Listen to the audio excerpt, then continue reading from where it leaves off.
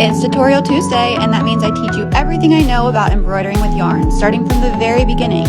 My name's Alli, and I'm the owner of Little Looks by Lilly. Let's grab some yarn, get a cup of coffee, and let's get embroidering together. Can't wait to see what you guys create. Today I'm going to teach you how to do a running stitch. First, you are going to get a needle that is 2 3/4 inches long. You can use a plastic needle or a metal needle. It really depends on your preference, but I'm going to show you how to thread both a plastic and a metal needle. And like I said, they're both 2 3/4 inches long. You are going to need your needle threader and also your scissors and yarn. So you're going to cut off a small piece of yarn and you're going to go ahead and thread that piece of yarn through your needle threader and then pull the yarn and the needle threader through the eye of the needle.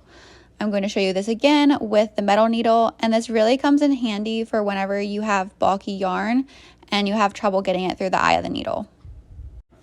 This little container of needles and this needle threader is on my Amazon storefront. So now that you have your needle threaded, you're going to go ahead and tie your knot at the end of your yarn. You're going to tie it like a regular knot, but instead of looping it through once, you're going to loop it through twice. Then you're going to pull tight and you're going to cut off the extra yarn and leave enough so your knot does not come undone. Then we are going to get our embroidery hoop. You are going to loosen it and you are going to put the circle hoop inside of your work. You're then going to take the hoop with the metal fastener and put it on the outside of your work so that way the fabric is in between.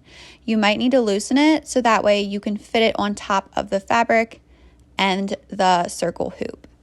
You're then going to tighten it with your hand. You can also tighten it with a screwdriver, but I like to just tighten it with my hand because I don't like my work to be too tight.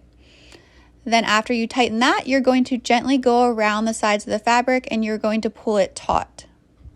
I pre-made this hoop for our tutorials, and like I said, we are going to start with a running stitch. So you're going to get your disappearing ink pen and you're going to draw dashes onto your work. Make each dash about 1 centimeter wide with about 1 centimeter in between. You're then going to take the needle and you're going to go up through the back of your work and bring it to the front of your work and go down through the end of the dash.